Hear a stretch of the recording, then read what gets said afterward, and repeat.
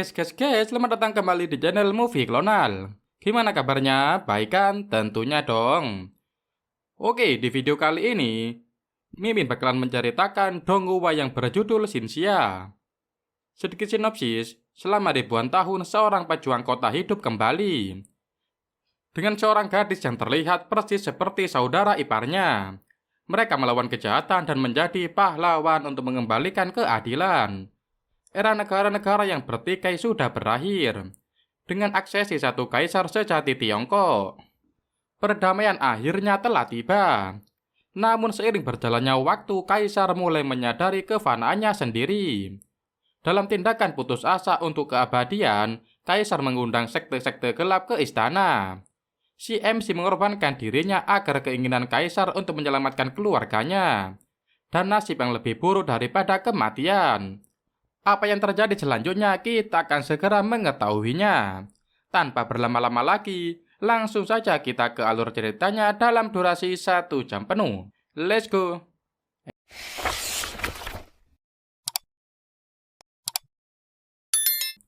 Scene diperlihatkan MC kita di dongwuwa ini bernama Mo Xiaoyu. Dan ia adalah anak bungsu dari sekte supernatural keluarga Mo. Seiring berjalannya waktu, Xiaoyu mengemban tugas melindungi sekte keluarga Mo dari nasib buruk yang melebihi kematian. Di halaman rumah Xiaoyu terdapat beberapa orang telah berdemo. Akibat kekacauan yang disebabkan Xiaoyu, para warga meminta pertanggungjawaban pada kakak ipar Xiaoyu. Marni, asisten Xin, mengabarkan keadaan luar rumah sangat riuh. Lantas Xin bertanya kemana adik iparnya pergi. Marni menginfokan bahwa sejak fajar Xiaoyu sudah pergi ke pegunungan. Marni mengomel setiap hari Xiaoyu menghilang dari kekacauan yang dibuatnya. Alhasil Xin meminta Marni membuka pintu dan ia menyelesaikan masalah Xiaoyu. Di sisi lain Xiaoyu sedang berburu binatang buas kun. Dengan penuh pertimbangan Xiaoyu membidik sasaran menggunakan panahnya. Akan tetapi binatang kun sangat sulit tertangkap. Xiaoyu memanggil kudanya untuk ditunggangi. Xiaoyu terus memanah, akhirnya kun terkena bidikan panah Xiaoyu. Si MC sangat bersemangat karena berhasil menangkap kun. Sewaktu akan membawa kun pulang, ia hidup kembali. Kun menyerang Xiaoyu. Tak lama kedua pria muncul menyelamatkan Xiaoyu dari kun.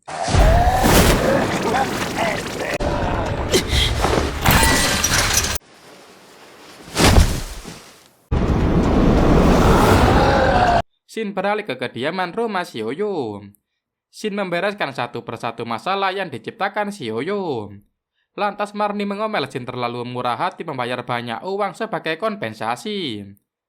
Karena jengkel Marni membual, ia mengatakan anak aman Zhou dari pagi menghilang. Lalu Marni ikut bersama Xiaoyu. Sementara Xin bad mood, Marni terus mengecohnya. Xin menyuruh orang membawa Marni keluar. Marni menangis, ia berjanji tak akan nakal lagi. Di sisi lain Xiaoyu menangis, binatang buasnya dibunuh oleh pria asing yang menolongnya. Di kesempatan itu Xiaoyu meminta ganti rugi atas kematian binatang buas incarannya. Sontak saja Xiangji kaget lalu memarahi Xiaoyu padahal dia bermaksud menolong Xiaoyu. Namun ternyata Xiaoyu menjebaknya. Kemudian kakek memberikan sejumlah uang ganti rugi. Ia bertanya di mana kediaman rumah keluargamu. Langsung saja Xiaoyu menerima uangnya. Ia mengatakan tak tahu soal keluargamu. Lalu Xiaoyu pergi meninggalkan Xiangji dan kakek tua. Sepeninggalan Xiaoyu, si kakek mengatakan ia tahu kalau Xiaoyu dari keluargamu. Namun Xiaoyu merahasiakannya. Kedua pria itu menyadari Xiaoyu memiliki kekuatan supernatural. Lantas mereka bersiap mengunjungi rumah Mo Taiyi. Tak lama Xiaoyu sampai di rumah, Marni berteriak melihat Xiaoyu membawa mayat kun. Setelahnya Xiaoyu meminta kakak iparnya mengobati tubuhnya. Sebab hal itu terjadi saat menangkap kun. Xin mengatakan harusnya Xiaoyu berhenti melakukan hal konyol. Kun merupakan binatang buas pemakan manusia. Namun Xiaoyu malah mencoba menangkapnya. Kemudian Xiaoyu menceritakan tentang kedua pria yang menyelamatkannya. Xiaoyu mengatakan mereka mencari kakaknya. Lantas Xin memberikan surat kiriman dari kakak Xiaoyu. Mendapatkan surat dari kakak tercintanya, Xiaoyu langsung lari ke kamarnya. Xiaoyu membaca suratnya, ternyata kakaknya hanya berpesan menjaga nama baik keluarga Xiaoyu. Lalu diperintahkan kakaknya belajar lebih giat supaya bisa melindungi keluargamu. Xiaoyu kesal si kakak tak memberi info kepulangannya. Setelahnya Xiaoyu ketiduran, namun terjadi keributan di luar rumah. Para prajurit Xian yang menjemput Xian untuk dijadikan alat uji coba. Mendengar keributan, Xiaoyu keluar. Ia melihat kakak iparnya dibawa pergi. Kemudian Xiaoyu mengikuti para prajurit itu bersama dengan kudanya. Xiaoyu menghadang para prajurit. Ia menyerang prajurit Xianyang.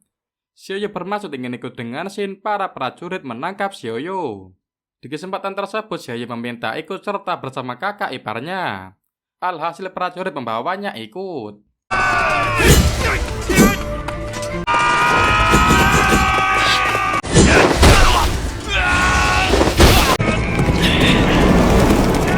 Setelah sampai di Xianyang, sang MC mengamati kengerian di sana. Para prajurit banyak membunuh orang lemah. Tak lama mereka masuk ke istana. Tampak sang raja sedang menyiksa para tabib karena gagal menciptakan obat umur panjang untuknya.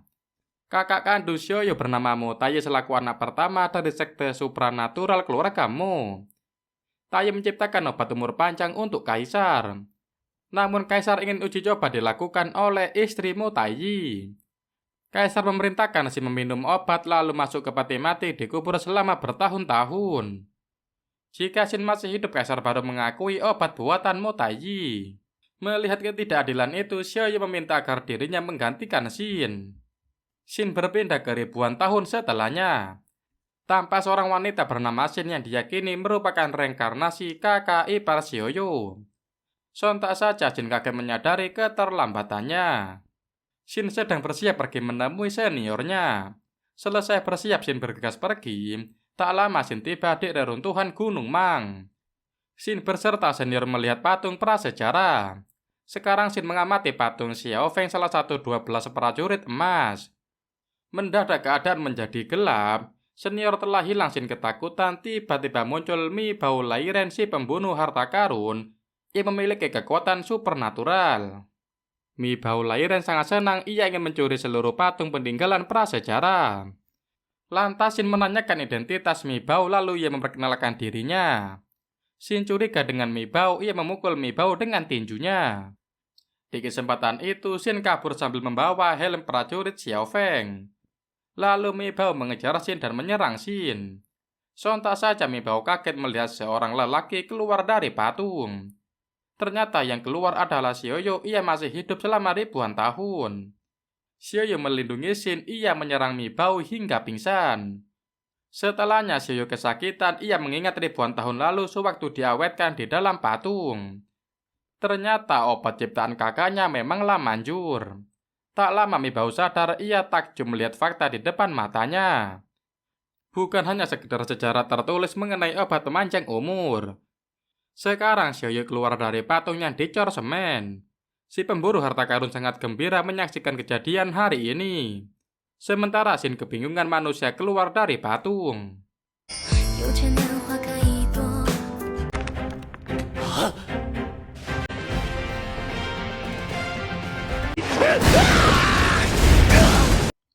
Selanjutnya Xiaoyu menyapa Xin. Ia sangat senang bertemu kakak iparnya. Mendadak kepala Xiaoyu kesakitan. Ia mengingat momen ribuan tahun lalu. Mo Taiyi memakaikan Xiaoyu kalung giok peninggalan keluarga Mo. Lantas Mo Taiyi mengatakan berhasil atau tidak tergantung pada takdir Xiaoyu. Langsung saja Xiaoyu meminum obat pemanjang umur. Setelahnya Xiaoyu dimasukkan ke dalam patung lalu dicor dengan semen. Mo Taiyi berharap kalau Xiaoyu terbangun ia dapat bertemu Xiaoyu lagi. Kembali ke masa sekarang, Xiaoyu mengalami sakit kepala hebat. Mengingat momen ribuan tahun lalu, ia merasa tertekan. Di kesempatan itu, Mi Bao menyerang Xiaoyu. Mereka bertarung memakai kekuatan supernatural.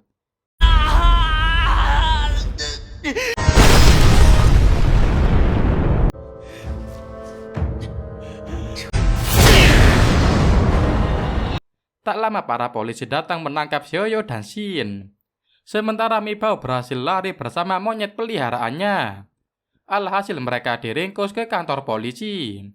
Di sana polisi menginterogasi Xin, lantas Xin mengatakan ia tak mengenal Xiaoyu. Shin berada di reruntuhan Gunung Mang, melakukan penelitian. Tiba-tiba Xiaoyu keluar dari patung. Namun polisi mengira Xiaoyu adik ipar Shin. Sebab sendari tadi Xiaoyu mengaku Shin adalah kakak iparnya. Mustahil orang-orang percaya Xiaoyu muncul dari patung. Di ruangan lain, Xiaoyu sangat lahap menyantap makanan siang yang diberikan polisi. Semua kagum melihat Xiaoyu mampu melahap banyak makanan dengan cepat. Setelah laporan terproses, Xiaoyu dan Shin diizinkan pulang. Shin meninggalkan Xiaoyu, ia bergegas mencari taksi. Lantas Xiaoyu kebingungan melihat keadaan sekitar. Xiaoyu berdiri di tengah lampu merah sehingga pengendara mobil marah.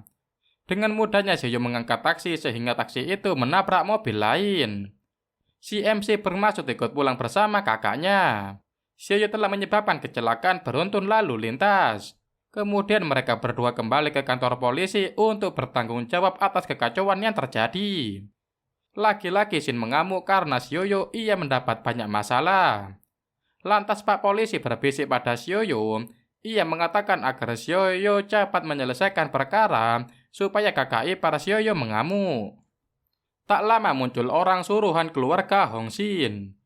Pria itu mengatakan Tuan Hong Shin mempercayainya menangani kasus Nona Hong Shin. Setelah masalah terselesaikan, Hong Shin keluar kantor polisi. Orang suruhan Hong Shin meminta Shin ikut bersamanya, namun Shin pergi meninggalkannya. Berbeda dengan Xiaoyu karena tidak memiliki pinjaman, Xiaoyu ditahan polisi. Di sisi lain, Shin sudah sampai di apartemennya. Shin membersihkan dirinya dan bersiap untuk tidur. Akan tetapi, ia tidak bisa tidur karena memikirkan Xiaoyu. Meskipun tidak mengenal Xiaoyu, si Eneng khawatir terhadapnya.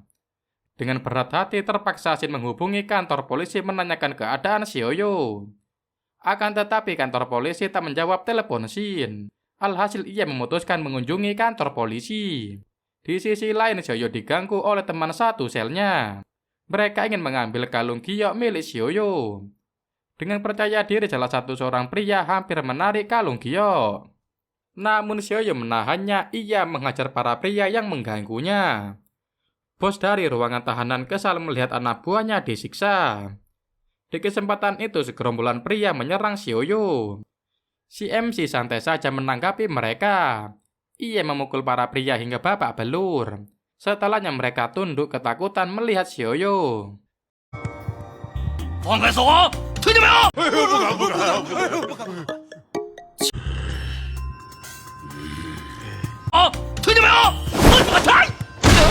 Lantas Xiaoyu meminta maaf kepada para pria yang dipukulnya. Sebagai seorang bocah sangatlah tidak pantas memukul orang tua. Karena sudah ketakutan mereka hanya pasrah dengan perlakuan Xiaoyu.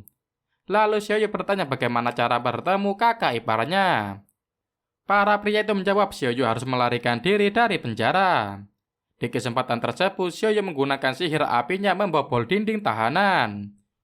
Xiaoyu bergegas pergi mencari kakak iparnya. Tak lama Xiaoyu pergi, Shin berdiri di pintu keluar apartemen. Langsung saja Xiaoyu memeluk kakaknya. Xiaoyu pingsan karena kena hujan. Di sisi lain polisi menginterogasi teman tahanan Xiaoyu. Polisi mengira mereka berusaha kabur dari tahanan. Padahal faktanya Xiaoyu yang membobol paksa dinding tahanan. Shin beralih pada Xiaoyu, ia bermimpi berada di samping kakak iparnya, mereka mengobrol bersama. Tak lama Xiaoyu tersadar, ia mencari keberadaan Shin. Si MC mencari seluruh sisi apartemen Shin. Pada ruangan terakhir Xiaoyu gak sadar, ia membuka kamar mandi. Sontak saja Shin kaget melihat Xiaoyu mengintipnya mandi.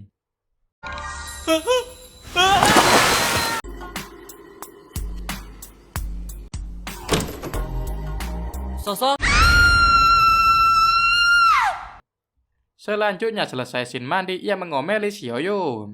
Sebab Xiaoyu seenaknya masuk ke kamar mandi. Xiaoyu hanya pasrah mendengar omelan Shin. Lantas Shin bertanya asal-usul Xiaoyu mengapa ia terus memanggil Shin kakak ipar. Xiaoyu menceritakan Shin adalah istri kakaknya. Namun Shin tak percaya dengan omong kosong Xiaoyu.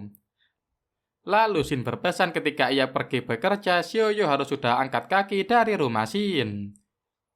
Kemudian Shin pergi bekerja, sebelumnya ia membelikan Xiaoyu baju ganti. Soalnya sebelumnya Xiaoyu menggunakan baju zaman kuno. Makanya seluruh mata memandangnya dengan aneh. Shin pamit karena terlambat bekerja. Tak lama Shin tiba di tempat syuting. Shin adalah seorang aktris bintang film. Lantas Shin kesal sutradara memberinya peran action berbahaya. Shin beralih ke Xiaoyu. Tanpa Xiaoyu berlari mencari Shin, ia merasa sekarang Shin dalam bahaya. Xiaoyu mengendus-endus aroma keberadaan Shin.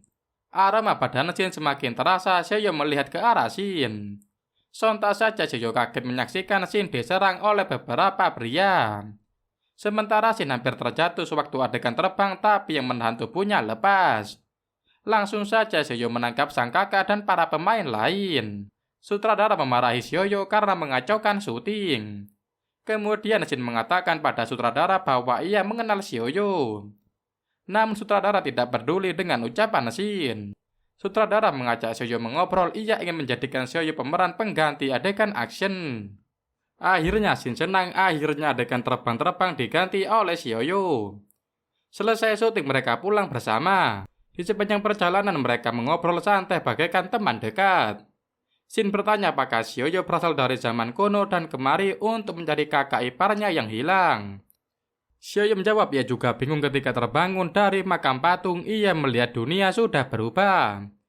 Mendengar ucapan Xiaoyu, si Eneng iba. Ia akan mencarikan tempat untuk Xiaoyu berteduh.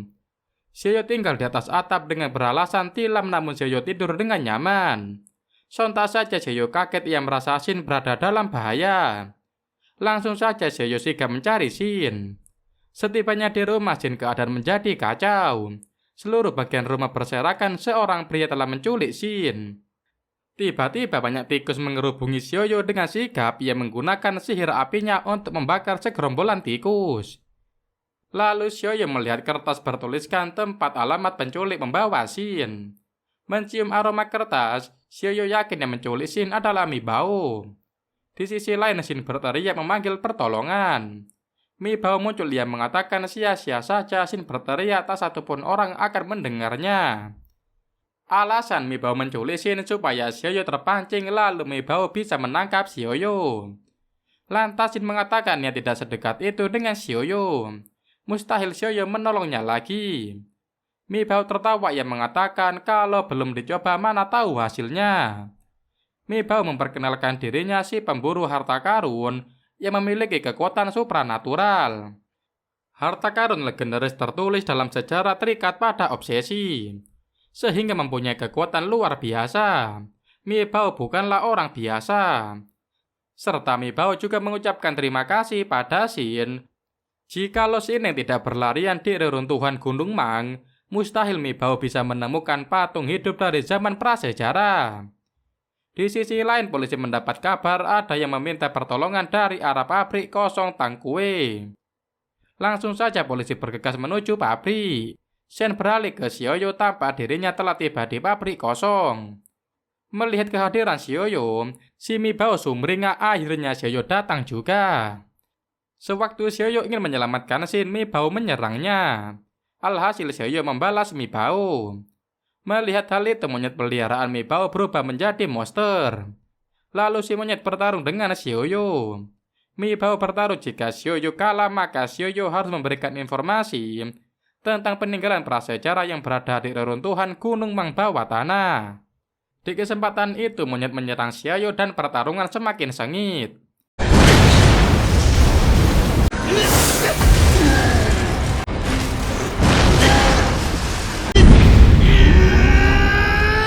Xiaoyu kewalahan menghadapi si monyet raksasa. Akan tetapi Xiaoyu menggunakan sihir api miliknya sehingga si monyet kalah. Melihat kekalahan si monyet, Mi Bao memainkan suling ajaib. Ketika suling berbunyi, beribu-ribu tikus muncul menyerang Xiaoyu. Dengan percaya diri, Mi Bao memainkan sulingnya. 你作为秘术师的分支。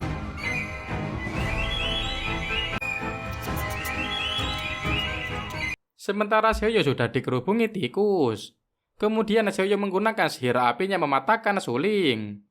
Xiaoyu menyerang Mi Bao hingga Mi Bao terpental ke dinding lalu KO. Shin hanya pasrah menunggu Xiaoyu menyelamatkannya. Selanjutnya Shin berada di ruang ganti artis. Tanpa Shin telah selesai merias wajahnya sambil menonton berita dari HP-nya, media memberitakan kekacauan di pabrik kosong tong kue. Mi Bao telah tertangkap karena mencuri peninggalan prasejarah. Zhang adalah polisi yang bertugas, dan di sana ia mengatakan Mi Bao tidak sendirian. Zhang menemukan jejak kaki orang lain. Sepertinya Mi Bao bersama kelompoknya merencanakan pencurian. Kemudian muncul Xiaoyu, ia ingin menemui Shin untuk membahas masalah Mi Bao. Shin mengamuk Xiaoyu dilarang membahas soal Mi Bao. Jika semua orang tahu mereka terlibat bisa kacau semuanya. Di luar salah satu kru mengatakan Shin dipanggil Pak Sutradara. Langsung saja Shin keluar menemui sutradara. Di perjalanan ia bertemu Tang Li, salah satu artis populer seperti Shin. Tampaknya Tang sedang kesal sutradara mengganti perannya. Setelah Tang Li pergi, Shin bersama sutradara bertemu produser Liu. Di sisi lain, Xiaoyu bingung pintu keluar ada di mana. Xiaoyu asal masuk ke ruangan. Xiaoyu masuk ke kamar ganti seorang wanita bernama Tang Zhao yang sedang mengganti pakaian. Zhao berteriak, ia memukul Xiaoyu setelahnya mereka keluar ruangan. Lalu Xiaoyu terus meminta maaf kepada Zhao. Namun Zhao malah menamparnya hingga para kru memanggil Xiaoyu untuk membantu mengangkat barang. Xiaoyu menemui salah satu kru film bernama Zuki. Mereka mengobrol sambil mengangkat properti syuting. Lantas Xiaoyu curhat tentang Zhao menamparnya. Zuki menceritakan siapa Zhao sebenarnya. Zhao adalah kru film yang ingin menjadi bintang besar. Ia terus menempel ke Tang Lin, salah satu artis populer seperti Shin. Tak lama Xiaoyu sampai di ruang senjata. Meskipun hanya properti palsu, namun senjata di sini terjaga dengan baik. Melihat banyak senjata, Xiaoyu tersenyum. Ia juga punya senjata sewaktu dulu. Shin beralih pada ruangan pertemuan Shin dan produser. Lantas produser menawarkan peran wanita pahlawan protagonis kepada Shin. Produser mengatakan Pak Sutradara merekomendasikan Shin padanya. Sedangkan sutradara lagi fokus menyantap hidangan pertemuan. Alhasil Shin menyetujui kontrak dan Pak produser sangat senang. Tak lama keluar seorang pria tua di balik tirai. Sontak saja Shin kaget, ternyata dalam semua ini adalah sang ayah. Lalu ayahnya mengatakan jika tidak seperti ini belum tentu Shin mau menerima tawarannya. Tuan Hong sangat ingin membantu anaknya menjadi bintang yang lebih besar. Namun Shin ingin berusaha sendiri tanpa bantuan sang ayah. Shin mengamuk, ia ingin merobek kontrak namun Pak Hong menahannya. Akhirnya Shin pergi dari ruangan pertemuan. Pak Hong terus mengejarnya. Di perjalanan Shin melihat Xiaoyu lalu menarik tangannya. Melihat hal itu Pak Hong menyerang Xiaoyu. Pak Hong mencurigai Xiaoyu telah melakukan sesuatu pada putrinya. Shin mengamuk mengapa ayahnya terus mencampuri urusannya. Setelahnya Shin pergi, Pak Hong terus mengikutinya. Di sisi lain Zhao menemui ibunya. Hari ini ibunya kembali meminta uang Zhao lagi. Ibunya memiliki banyak hutang di luar sana karena sering berjudi. Setelahnya Zhao pulang di perjalanan, ia bertemu para rentenir tempat ibu Zhao berhutang namun tidak membayar. Makanya para rentenir menagih ke Zhao. Sedangkan Xiaoyu melihat dari kejauhan Zhao diganggu para lelaki. Langsung saja Xiaoyu menghampiri Zhao, ia membantu Zhao melawan rentenir. Alhasil mereka kabur karena Xiaoyu menakutkan. Karena malu Zhao berlari meninggalkan Xiaoyu, ia menangis di jalanan meratapi nasib sialnya. Zhao bertemu seorang produser, ia diajak ke restoran. Di sana produser memberinya minuman, dengan santai Zhao meminumnya. Kemudian ia pingsan. Ketika sadar, Zhao terkejut dirinya berada di kamar hotel. Sutradara keluar dari kamar mandi mengajak Zhao bersenang-senang. Akan tetapi Zhao ketakutan, ia berlari ke arah pintu namun sutradara sudah menguncinya. Tanpa pikir panjang Zhao menyerang produser menggunakan laptop sampai produser meninggal. Lantas Zhao panik, ia ingin melompat keluar jendela. Namun seorang iblis menolongnya. Iblis itu menjanjikan hidup bahagia kepada Zhao. Asalkan Zhao mau hidup penuh dengan ambisi serta dendam yang besar. Mendengar omongan si iblis, Zhao auto pingsan. Tak lama ia sadar, Zhao melihat sekelilingnya, ternyata dirinya berada di hotel mewah.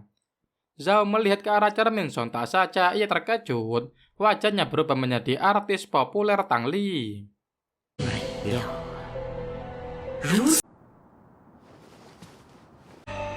贪婪之人都称呼我。 Selanjutnya, Bai Jui Feng membawa dua pemburu harta karun menemui bosnya.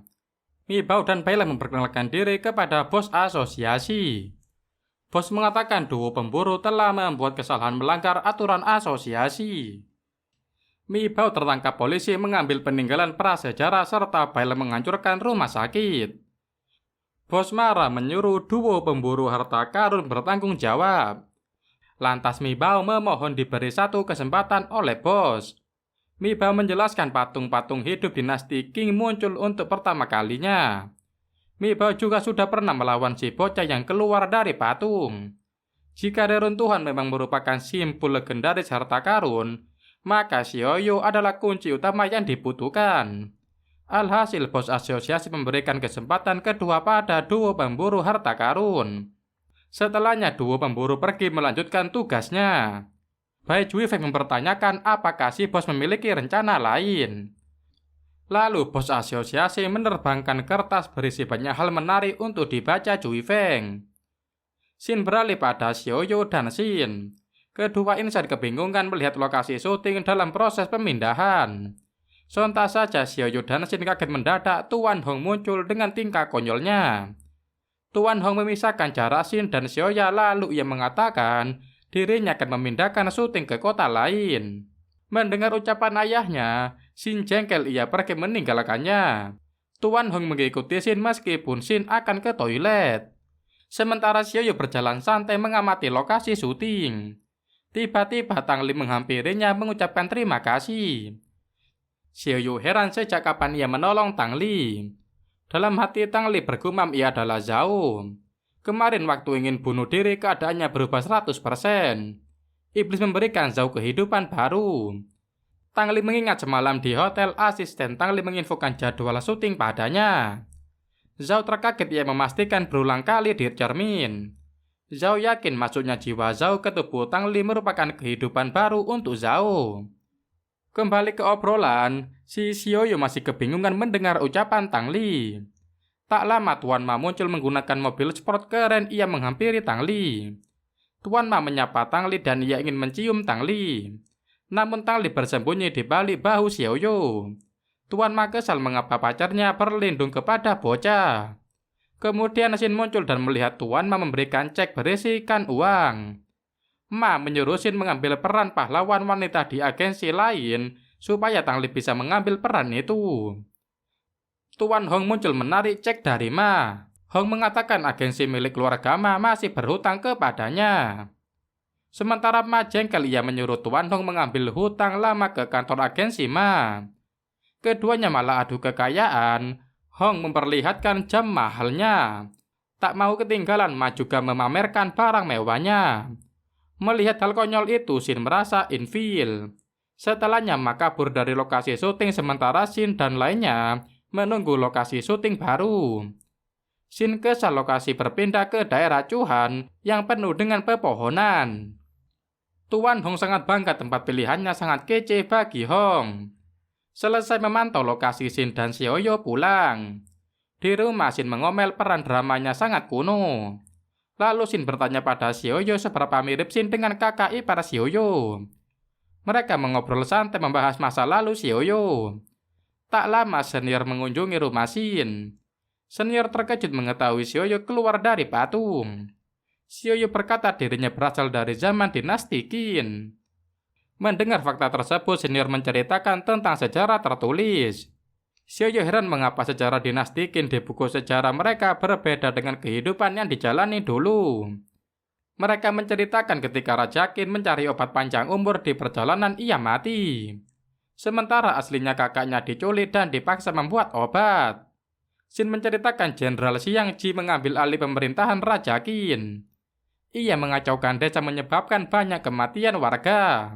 Mo Taiyi harus melakukan segala perintah Xiang Ji. Xiang Ji mengharapkan Raja Qin menggali kuburannya sendiri dan mati. Xiang Ji terkejut melihat kekacauan yang dibuatnya gagal. Dari makam keluar cahaya lalu Mo Tianyi menghilang. Para prajurit gagal menghancurkan makam. Jenderal Xiang Ji bingung sebenarnya Mo Tianyi sedang merencanakan apa.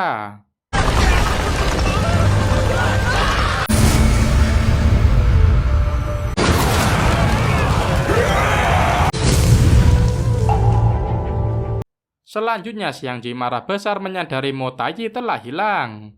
Xiang Ji memerintahkan para pasukan untuk menemukan Mo Tianyi. Setelah mendengar kisah itu dari Xin, si MC murung ternyata Mo Tianyi dan kakak iparnya telah mati. Hanya Xiaoyu yang masih hidup sampai sekarang. Selesai mengobrol, Xin dan Xiaoyu pergi bekerja. Tak lama Xiaoyu memulai syutingnya. Sutradara mengamuk Xiaoyu telah melakukan adegan. Kebanyakan mengomel sutradara tak memperhatikan jalan. Alhasil sutradara jatuh ke lubang dan para kru sibuk menolongnya. Setelahnya Xiaoyu duduk termenung, kemudian muncul Tang Li. Si Eneng memberikan air minum kepada Xiaoyu. Lantas Tang mengatakan kesalahan adegan adalah hal wajar bagi pemula. Tang Li juga sering melakukan kesalahan. Xiaoyu bertanya apakah bintang besar seperti Tang Li pernah salah adegan. Mereka mengobrol santai sambil tertawa. Tuan Ma mengintip keakraban kedua insan. Ia berjanji akan menyingkirkan Xiaoyu. Tuan Honsen menghampiri Ma. Ia mencurigai Ma. Mengapa mengintip dari balik ruang ganti Hong Xin? Karena malu, Ma melarikan diri dari lokasi syuting. Telepon berdering. Asisten Hong Sen mengabarkan orang yang ingin ditemui Hong Sen sudah siap. Alhasil Hong Sen bergegas mengunjunginya. Tak lama ia sampai, Si Zong menyambut Tuan Hong Sen. Lantas Si Zong memberikan informasi yang diminta Zen. Si Zong menunjukkan gambar kedua pemburu harta karun. Salah satunya pemburu pernah menculik Xin. Si Zong mengatakan masalahnya sudah diselesaikan perusahaan. Zen mengatakan ia telah lama meninggalkan perusahaan.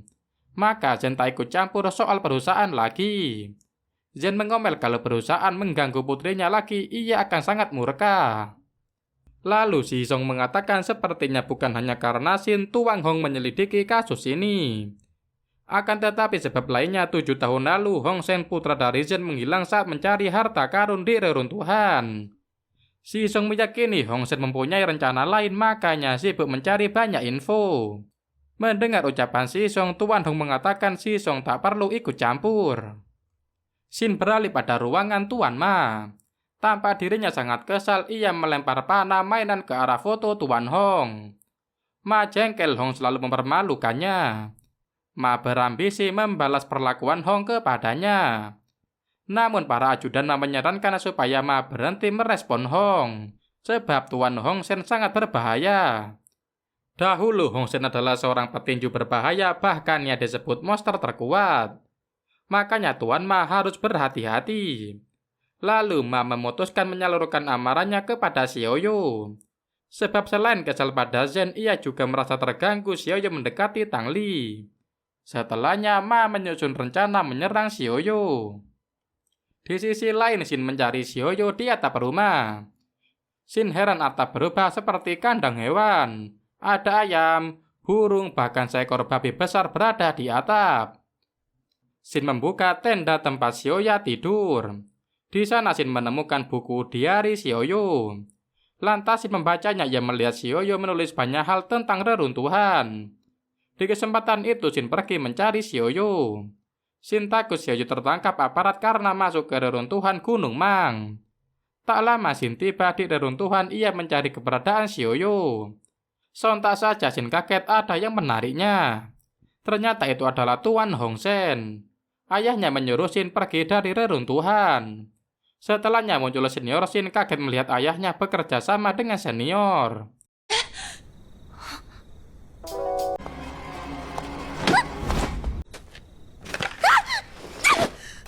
Hong Xin，师兄，话立刻离开这儿，爸爸不是在开玩。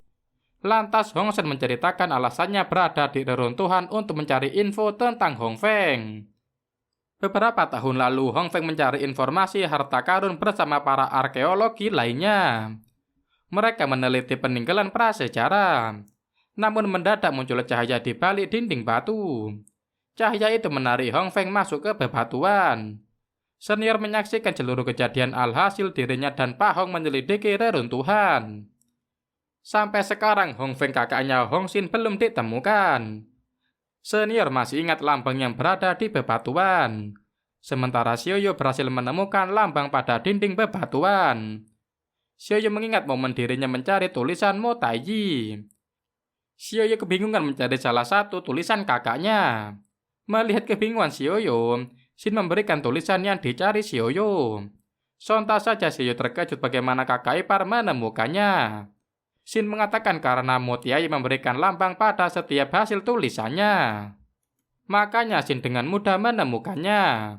Kembali ke masa sekarang, Xiaoyu memegang dinding bebatuan.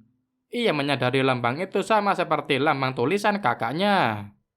Selanjutnya Xin berada di reruntuhan Gunung Mang. Xin mengamuk, ternyata selama ini senior Su Cheng memanfaatkan Xin. Lantas Xin menanyakan kebohongan apa lagi yang disembunyikan Sue dan ayahnya. Melihat pertengkaran, mereka bilang salah satu pemburu harta karun menghampiri Xin dan lainnya. Di kesempatan itu, Bailang menyerang Hong Sheng, alhasil Xin meminta Sue membawa Xin pergi.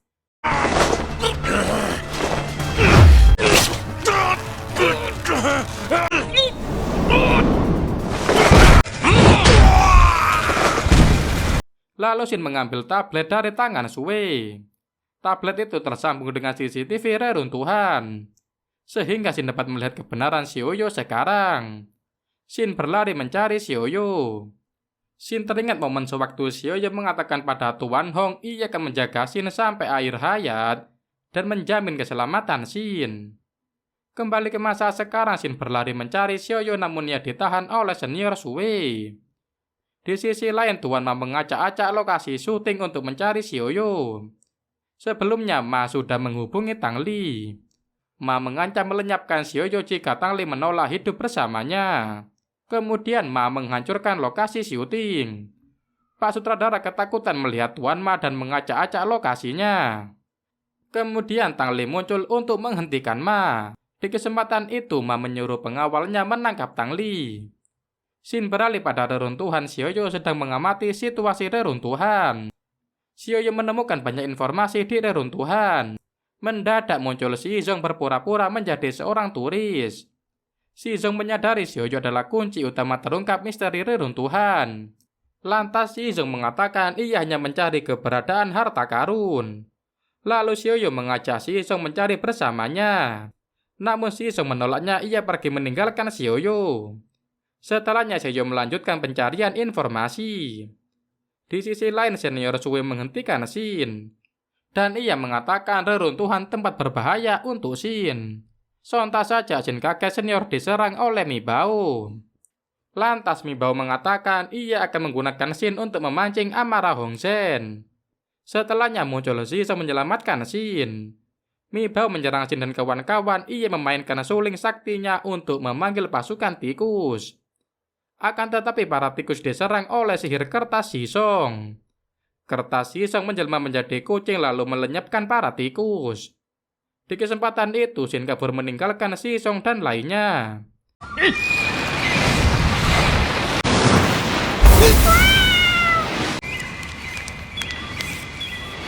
Di sisi lain, Xiaoyu menemukan petunjuk. Ia memasukkan bola ke dalam lubang di bebatuan. Tak lama muncul cahaya dari bebatuan. Cahaya itu memunculkan ilusi zaman kuno. Tampak para prajurit mengelilingi Xiaoyu. Ia juga melihat Mo Taiyi. Sementara Xin dan lainnya kaget melihat ilusi yang tercipta di reruntuhan. Xin melihat Xiaoyu dari kejauhan. Ia memanggil CMC. Namun Xiaoyu sama sekali tak menggubris Xin. Ia sangat fokus memperhatikan dinding bebatuan. Kemudian cahaya dari bebatuan membawa Xin dan lainnya ke zaman kuno. Hanya senior Su yang tertinggal di reruntuhan Gunung Mang.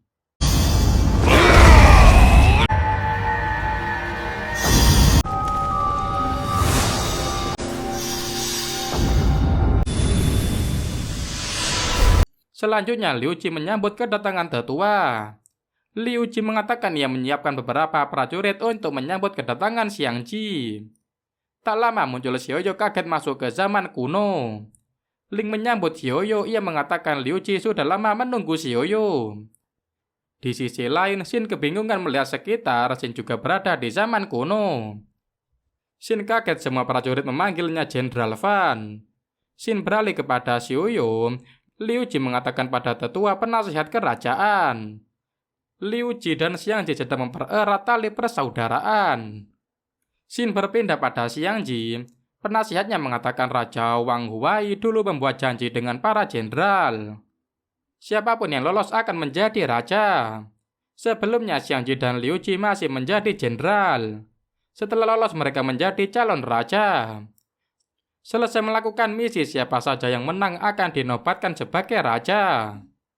Setelahnya penasihat mengatakan Liu Ji adalah orang tamak, makanya ia menyarankan untuk membunuh Liu Ji. Besoknya penasihat memutuskan melakukan penyergapan di pertemuan Liu Ji dan Xiang Ji. Penasihat memerintahkan saat tarian pedang Seng Wai dimulai, ia harus segera melenyapkan Liu Ji. Esoknya Liu Ji mengunjungi tempat pertemuannya dengan Xiang Ji. Di sana penasihat mengatakan semua orang yang berada di pertemuan menginginkan menjadi raja. Liu Ji tak perlu repot-repot menyiapkan pertemuan. Lalu Liu Ji mengatakan ia tak sebanding dengan Jenderal Xiang Ji. Sementara di luar pertemuan, Shin sedang kebingungan mengapa dirinya masuk ke zaman kuno. Sontak saja Shin kaget melihat Xiuyu keluar dari pertemuan. Langsung saja Shin menghampiri Xiuyu, mereka kebingungan dengan situasi mereka. Lantas Shin mengatakan dari cerita sejarah yang dibacanya, Liu Li akan dibunuh oleh Xiang Ji. Karena takut terkena dampak, Shin ingin kabur. Namun mendadak Ling muncul mengajak Shin masuk ke pertemuan. Di sana Shin bertemu dengan ayahnya. Tuan Hong menjadi Seng Wai, ia melakukan perintah dari penasihat Jenderal Xiang Ji. Lantas Hong menyerang Liu Ji sementara Xiuyu ikut masuk ke pertemuan, ia menyelamatkan Liu Ji. Tiba-tiba Xiuyu dan Liu Ji berpindah tempat. Xiuyu heran kondisinya berubah, ia berada di kamar Liu Ji. Di sana Liu Ji memperkenalkan saudaranya untuk dijodohkan dengan Xiuyu. Muncullah seorang wanita, sontak saja Xiuyu kaget wanita itu adalah Tang Li. Si Ineng menghampiri Xiuyu, ia sangat senang bertemu lagi. Tang Li juga ikut masuk ke zaman kuno. Kemudian Xiuyu berpindah tempat lagi, mendadak Xiuyu kembali ke ruang pertemuan. Di sana Liu Ji berbincang dengan Xiang Ji. Shin memberi bahasa isyarat pada Xiuyu. Sedangkan para prajurit Xiang menyerang prajurit Liu Ji dan menjadi pertikaian besar. Shin beralih pada zaman modern. Tanpa senior Sui mengamati CCTV, ia bingung kemana perginya Shin dan lainnya. Tak lama bos asosiasi menghampiri Sui. Bos mengatakan Shin dan kawan-kawan bereinkarnasi massal, mereka pergi ke zaman kuno karena sebuah ambisi yang hidup kembali. Shin beralih ke zaman kuno, Shin dan Xiuyu mengunjungi seseorang. Mereka telah tiba, langsung saja Shin membuka tirai. Di sana seorang lelaki yang mengaku dirinya Liu Ji memperkenalkan dirinya. Shin dan Xiuyu kebingungan menghadapi situasi mereka. Selanjutnya Shin dan Xiuyu kaget, ternyata orang yang mengaku sebagai Liu Ji adalah Tuan Hong. Shin menjelaskan peran Hong berubah menjadi Liu Ji. Mereka semua berganti peran, namun tak satupun orang berperan sebagai Liu Ji dan Xiang Ji. Faktanya sekarang Hong Shin mendapat peran Liu Ji berarti akan berbahaya. Shin berkata Xiuyu dan lainnya belum pernah diserang secara langsung. Namun jika salah satu dari mereka berperan menjadi Liu Ji, Shin takut masalah akan datang. Lantas Xiuyu menyarankan untuk menggabungkan pasukan barak militer bersama pasukan Liu Ji. Esoknya Shin dan kawan-kawan menuju ruang pertemuan. Tak lama mereka sampai di sana, sementara di luar ruangan prajurit memanggil Jenderal Fan. Sekarang yang berperan sebagai Jenderal Fan adalah Tang Li. Menerima peran aneh ini, ia hanya pasrah. Sementara Shin dari kejauhan memanggil Tang. Alhasil mereka masuk bersama ke ruang pertemuan. Di sana Xiuyu sedang bertarung dengan penari pedang Seng Wai. Bailang berperan sebagai Seng Wai sekarang. Melihat Bailang terlalu serius menarikan pedangnya ke Xiuyu, Xiang Ji menghentikannya. Alhasil Xiuyu malah bertarung melawan Xiang Ji.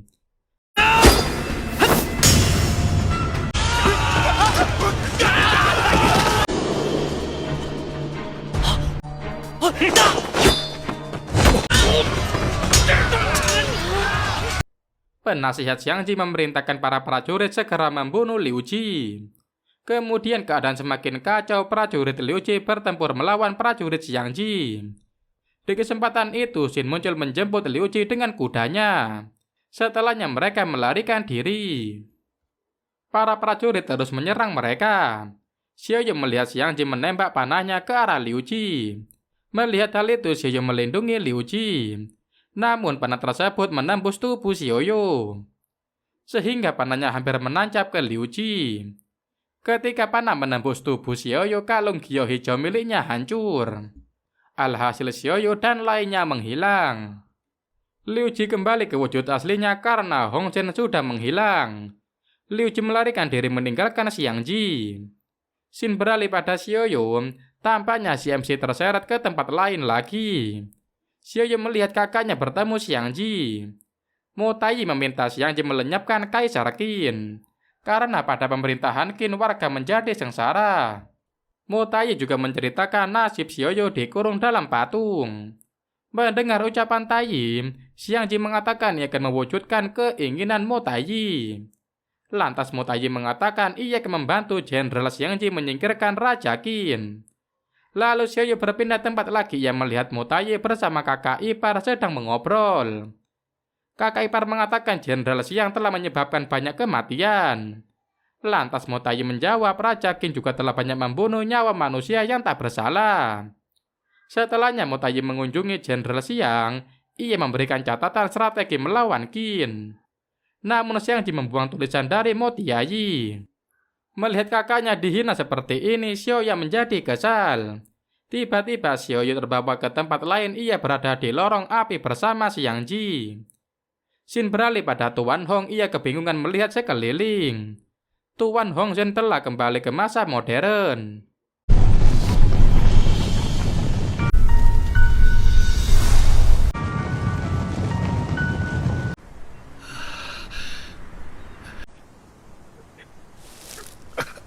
Selanjutnya Xin berada di medan perang. Pengepungan gagal para pasukan Liu Ji, harus mundur sebentar lagi Xiang Ji akan tiba.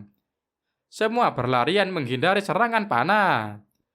Sementara Xiao Yu kebingungan, keberadaannya terus berpindah-pindah.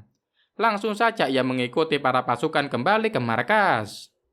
Di sisi lain Xin dan kawan-kawan berada di kamar Liu Ji. Xin kesal, dua pemburu harta karun berada di sampingnya. Xin dan Mi Bao malah adu bacot. Melihatnya, Xizong menenangkan mereka. Lantas Xizong mengatakan ia sudah paham mengenai situasi mereka. Xizong menjelaskan Xin dan kawan-kawan harus masuk ke dalam kesadaran Xiang Ji. Reruntuhan palsu, armor emas adalah mekanisme sektemu. Semuanya terpicu karena patung-patungnya. 80% kejadian yang mereka alami adalah tulisan tangan Mo Taiyi. Ilusi Hong Zhen rusak, makanya ia bisa kembali ke dunia nyata. Setelahnya Xin dan kawan-kawan berbincang dengan Liu Ji. Xin mengatakan akan memimpin formasi perang. Ia meminta Liu Ji menyerahkan tanggung jawab padanya.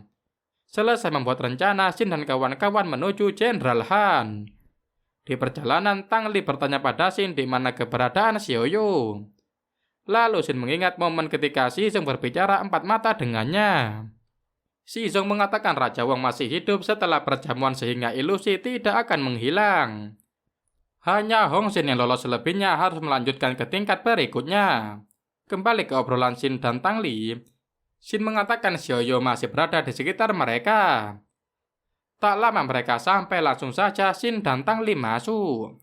Sontak saja mereka kaget, yang berperan sebagai Jenderal Han adalah Tuan Ma. Tuan Ma tertawa terbahak-bahak, ia sangat senang ikut masuk ke zaman kuno. Alhasil ia mengubah sejarah Jenderal Han KW tidak ingin keluar dari zaman kuno. Jenderal akan mengirim Xin ke Raja Xiang Ji. Setelahnya mereka pergi menuju kerajaan Xiang Ji. Di perjalanan Jenderal Han menanyakan keberadaan Xiao Yu pada Xin. Mendadak pasukan Raja Xiang menyerang pasukan Jenderal Han. Alhasil menara berjalan milihan dihancurkan oleh Xiang Ji. Jenderal Han sengaja menggunakan menara berjalan supaya terlindung dari serangan panah. Akan tetapi Xiang Ji merobohkan menaranya.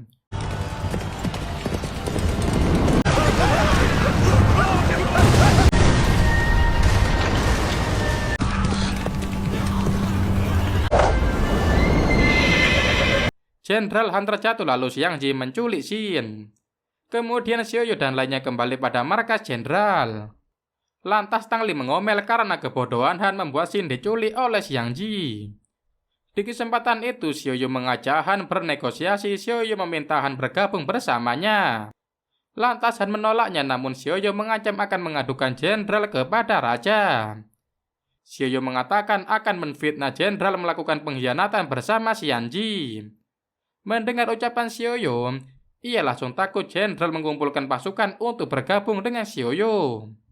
Xin beralih ke dunia nyata. Tuan Hongzhen mengunjungi bos asosiasi. Ia meminta bantuan bos. Lalu bos mengatakan waktu itu Zhen seenaknya keluar organisasi. Sekarang Zhen malah meminta bantuannya. Bos menjelaskan hal yang terjadi pada Zhen. Faktanya Xin dan lainnya masuk ke sana akibat kesadaran Xiang Ji meningkat, menyebabkan mereka masuk ke zaman kuno bersama Xiao Yu. Karena kesadarannya sulit diusik, Xin dan kawan-kawan terkunci di zaman dinasti Qin. Dengan menggunakan helm peninggalan prasejarah, Bai Juifeng melihat kondisi Xin dan kawan-kawan. Xin berharap Bai Juifeng bisa melihat kondisi anaknya di zaman kuno. Xin beralih pada Xiao Yu yang memimpin pasukan untuk menyerang Xiang Ji. Xiao Yu dan kawan-kawan hampir sampai ke tempat Xiang Ji. Sedangkan Xiang Ji sedang beristirahat di markas, kemudian dia mengajak Xin pergi bersama untuk menyelesaikan tujuan Xiang Ji. Selanjutnya Xin berada di medan perang. Xiao Yu dan Xi Zong bersama memimpin pasukan. Di perjalanan Xi Zong mengatakan meskipun akhirnya bertemu Liu Ji, namun Xiao Yu dan kawan-kawan harus lanjut ke tahap berikutnya supaya bisa keluar dari zaman kuno. Mereka sudah membuat markas untuk beristirahat. Xiao Yu dan Xi Zong memutuskan untuk mengisi perut terlebih dahulu. Sementara dua pemburu harta karun sedang mengobrol sambil makan snack. Mi Bao kesal mengapa harus berakhir di tempat antah berantah ini. Lantas Bailang mengatakan Zhen telah kembali. Ia yakin sebentar lagi Zhen dan organisasi pasti bertindak. Xin beralih pada dunia nyata. Zhen masih mengobrol bersama bos asosiasi dan Bai Juifeng. Lantas Bai Juifeng memakai helm prasejarah untuk mengirim pikirannya ke zaman kuno. Bai Juifeng menggunakan helmnya, ia mencoba memasukkan kesadarannya ke zaman kuno. Sementara bos asosiasi mengatakan jika semua kembali ke semula, ia meminta Xin memberikan Xiao Yu padanya. Xin beralih pada zaman kuno. Xiao Yu berencana menyerang pasukan Xiang Ji. Bersama Liu Ji dan rekan lainnya, Xiao Yu maju ke medan perang. Pasukan Xiao Yu menyanyikan himne peperangan. Tak lama Xiang Ji muncul, ia membawa Xin bersamanya. Sementara Xiao Yu dan Xi Zong telah merencanakan sesuatu. Langsung saja Xiao Yu menghampiri Xiang Ji. Para pasukan Xiao Yu hampir habis terbantai oleh Xiang Ji.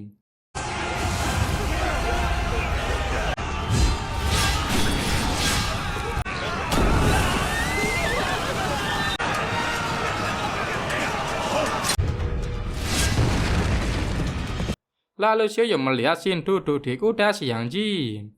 Sepertinya Xiang Ji sengaja menyandera Xin untuk memancing Xiao Yu.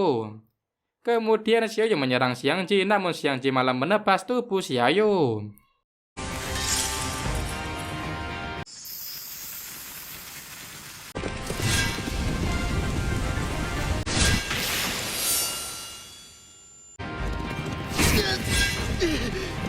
Setelahnya muncul kertas kupu-kupu dari tubuh Xiao Yu. Tampaknya Xi Zong mengirim sihirnya untuk mengelabui Xiang Ji. Alhasil muncul Xiao Yu yang asli. Dengan sigap Xiao Yu menarik tangan Xin, sehingga Xin naik ke kuda Xiao Yu lalu mereka melarikan diri. Xin berpindah pada dunia modern. Bai Juifeng masih berusaha melihat keadaan zaman kuno. Akan tetapi Bai Juifeng tidak melihat apapun, ia hanya menyaksikan dunia yang hening. Tuan Hongzhen kesal mengapa Juifeng gagal memasuki pikirannya ke zaman kuno. Xin berpindah pada zaman kuno. Mendadak kekuatan Mi Bao kembali. Langsung saja ia menyerang Xiang, namun tetap saja Xiang Ji mengalahkannya. Melihat kondisi Mi Bao, Bailang menjelma menjadi monster kemudian menyerang Xiang Ji. Akan tetapi dengan mudahnya Xiang Ji menyingkirkan Bailang. Setelahnya Xiang Ji mencari keberadaan Xiao Yu dan Xin. Di sisi lain Xiao Yu terkejut melihat sekelilingnya. Sontak saja Shin kaget Xiang Ji keluar dari dinding. Seperti melewati univers lain, Xiang Ji keluar dari dinding. Di kesempatan itu, Xiang Ji mengatakan Xiaoyu takkan bisa pergi dari zaman ini. Xiang Ji meyakini Xiaoyu mustahil kembali ke zaman modern. Sebab Xiaoyu berbeda dengan penyusup lain. Xiaoyu sendiri memang berasal dari zaman kuno. Awalnya Xiang Ji berpikir Xiaoyu hanya mencari kakaknya. Namun Xiang Ji menyadari dalam tubuh Xiaoyu ada sebuah mutiara. Xiang Ji terus mengikuti Xiaoyu karena baju besi yang dibuat Mo Taiyi. Baju besi itu memperkuat Xiang Ji juga memenjarakan jiwa Xiang Ji. Serta tujuan lain Xiang Ji adalah melengkapi kekuasaannya. Untuk mewujudkannya, Xiang Ji harus mengambil mutiara dari Xiaoyu. 就算你能重获自由，外面的世界把它交出来，成我的霸业。 Selanjutnya Xiang Ji mengatakan bahwa saat itu Raja Qin menyatukan 6 kerajaan dan menguasai dunia. Istana Afang dibangun oleh pepohonan gunung Jisoo. Xiang Ji membumi hanguskan istana Afang. Mo Taiyi mengira bisa menghancurkan ambisi Xiang Ji. Lantas Xiaoyu bertanya keberadaan kakaknya. Kemudian Xiang Ji mengatakan kemungkinan Mo Taiyi mati kelaparan di gunung. Mendengar ucapan Xiang Ji, CMC menjawab mustahil Mo Taiyi menelantarkan hidupnya sendiri. Xiang Ji malas mendengar bacotan Xiaoyu, ia menyerang kembali. Setelahnya Xiang Ji berkata ketika bertemu lagi dengan Mo Taiyi, Xiang Ji akan meminum darah Mo Taiyi. Kemudian Xiang Ji menginfokan Mo Taiyi tak pernah muncul setelah menggali makam. Keluarga sekte Mo selalu bergantung pada wanita. Suatu hari Xiang Ji mengirim pasukan untuk menghabisi Mo Taiyi, namun mereka tak menemukannya. Malahan Shin yang menyambut para pasukan Shin bersedia dibunuh demi menghentikan suaminya. Para prajurit tak menghiraukan Shin. Malahan mereka mengobrak-abrik kediaman keluarga Mo. Para pasukan terus mencari keberadaan Mo Taiyi. Selesai menceritakan tentang Mo Taiyi, Xiang Ji kembali menyerang Xiaoyu. Lantas Xiaoyu terus membalas serangan Xiang Ji. Namun tetap saja Xiang Ji lebih unggul.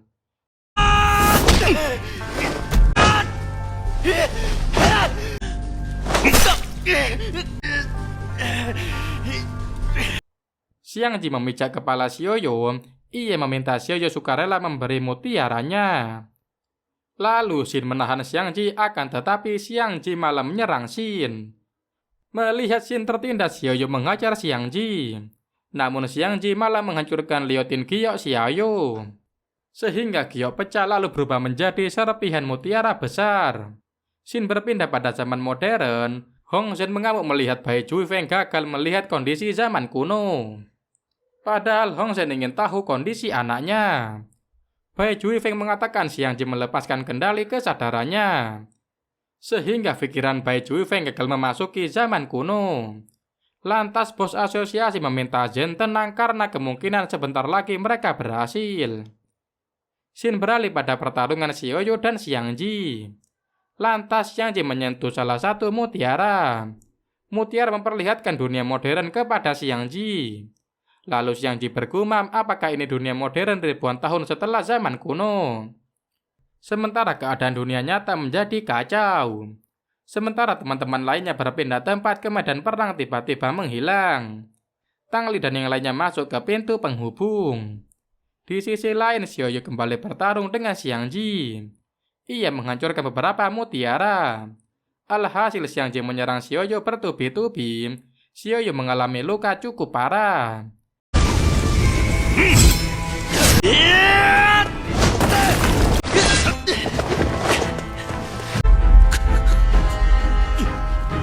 Xiang Ji mengatakan peninggalan Mo Taiyi untuk Xiaoyu sama sekali tak berguna. Hanya sekedar delusi fana karena belum ada keajaiban yang muncul. Secara tiba-tiba, Shizong dan kawan-kawan datang. Shizong membantu Xiaoyu melawan Xiang Ji. Sementara Tang Li dan Ma jatuh dari langit. Tang Li menghampiri Shin, ia mengatakan mendadak medan perang menghilang lalu mereka terseret ke tempat Shin.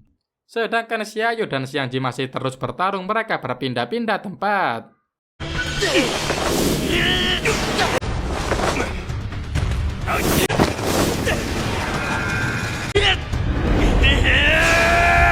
Di sisi lain, Tuan Hongxin terus mendesak Bai Juifeng untuk melihat kondisi anaknya. Lantas Bai Juifeng meminta Jin berhenti mengganggunya supaya ia tetap fokus. Hongxin panik, sudah terlalu lama putrinya menghilang. Kemudian Hongxin ingin menggantikan Bai Juifeng ingin memakai helm untuk masuk ke zaman kuno. Xin beralih pada Si Song, ia masih berusaha mengumpulkan sihirnya mencari keberadaan Xiaoyu. Karena sendari tadi Xiaoyu dan Xiang Ji bertarung sambil berpindah-pindah tempat. Tak lama Xiaoyu serta Xiang Ji kembali. Di kesempatan itu, Si Song menyuruh Xin dan kawan-kawan masuk ke pintu penghubung. Xin dan kawan-kawan harus masuk ke pintu penghubung agar kembali pada zaman modern. Satu persatu mereka memasuki pintu, hanya tersisa Xin, Xiaoyu, dan Tang Li. Lalu Xiaoyu membawa Xin menuju pintu. Mereka ingin membawa Tang Li, namun Tang Li dirasuki iblis sehingga ia berubah wujud menjadi iblis lelaki. Dan ceritanya pun berakhir sampai di sini. Closing. Oke, sekian dulu video kali ini. Sampai ketemu di video berikutnya. Tetap jaga kesehatan dan jangan lupa berbahan, karena rebahan sebagian dari iman. Oke, sekian, terima kasih.